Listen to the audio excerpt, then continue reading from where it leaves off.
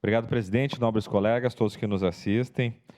Presidente, eu quero ocupar esse espaço para parabenizar o senhor João Paulo Paul Ledur, administrador, diretor de estratégia e transformação digital da Marco Polo, que assumiu a presidência do Instituto Hélice.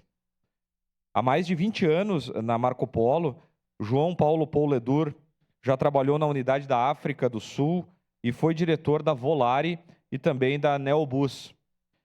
Dizer que o Instituto Hélice ele representa um conjunto de organizações que acreditam na transformação de um ecossistema de inovação de forma colaborativa.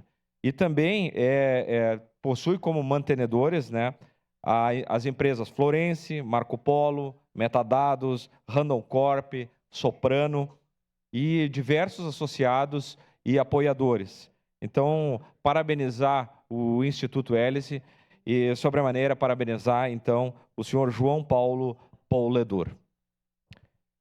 Também, presidente, quero comemorar o início da 39ª Feira do Livro de Caxias do Sul, que acontece, então, de 29 de setembro a 15 de outubro, com uma ampla programação ali na Praça Dante. Então, a gente comemora e convida a toda a comunidade a participar desse importante evento cultural que é a Feira do Livro. Todos convidados a participar, então, do dia 29 de setembro a 15 de outubro na Praça Dante.